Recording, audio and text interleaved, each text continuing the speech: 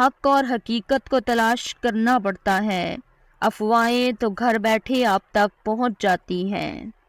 زبان کی لغزش پاؤں کی لغزش سے بہت زیادہ خطرناک ہے۔ زبان میں ہڈی نہیں ہوتی لیکن یہ ہڈیاں توڑوا دیتی ہے۔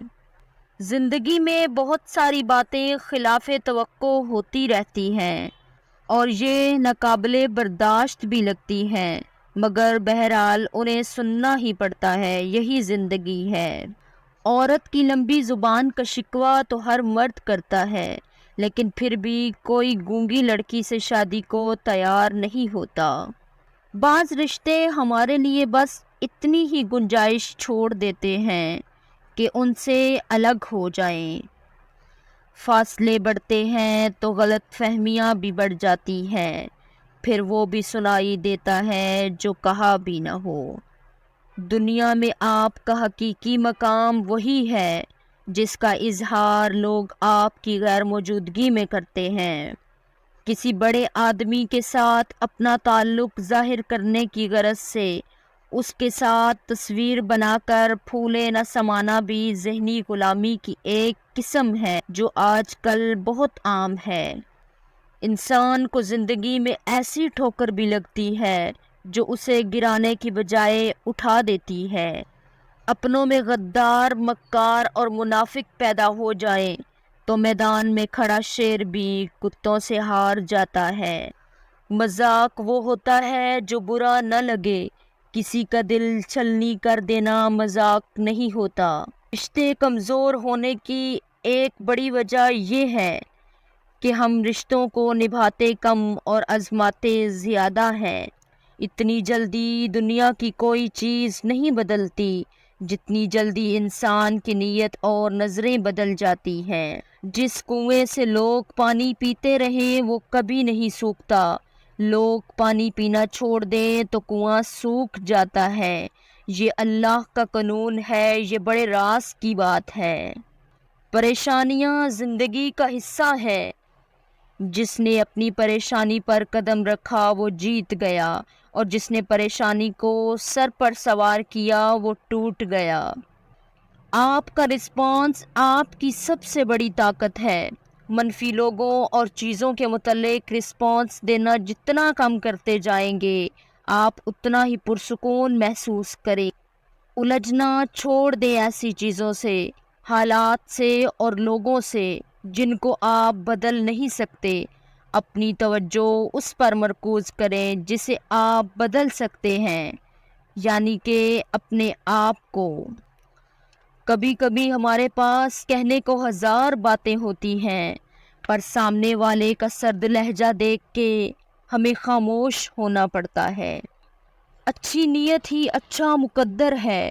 اس شخص کی تقدیر بگڑ جاتی ہے جس کی نیت میں فتور ہو۔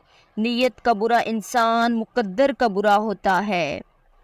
زندگی بہت میٹھی ہے، بس شرط یہ ہے کہ انسان اس میں اپنی زبان کا زہر شامل نہ کرے۔ آپ کسی کے راستے سے ایک کانٹا ہٹا رہے ہوتے ہو، دوسری طرف اللہ پاک تمہارے راستے سے خاردار جھاڑیوں کو ہٹا دیتا ہے۔ عاجزی تو یہ ہے کہ انسان دوسروں کے اندر ایک برائی دیکھے تو اسے اپنے اندر کی 10 برائیاں یاد آ جائیں۔ جب سکون کی کمی محسوس ہو تو اپنے رب سے توبہ کرو، کیونکہ انسان کے گناہ ہی ہیں جو دل کو بے چین رکھتے ہیں۔ ہر چیز کی دنیا میں اپنی ایک اہمیت ہوتی ہے، کاٹ دینا ہی مسئلے کا حل نہیں ہوتا۔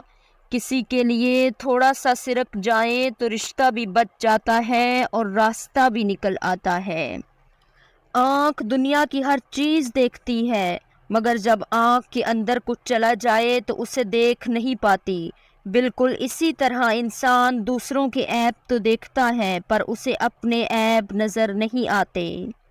دنیا میں اس سے بڑھ کر کوئی اور ایوارڈ نہیں ہو سکتا کہ لوگ آپ کی تربیت کی وجہ سے آپ کے والدین کی تعریف اور عزت کریں۔ اختلافات کے باوجود کسی سے احترام سے پیش آنا کمزوری نہیں، بہترین تربیت اور خاندانی ہونے کی دلیل ہے۔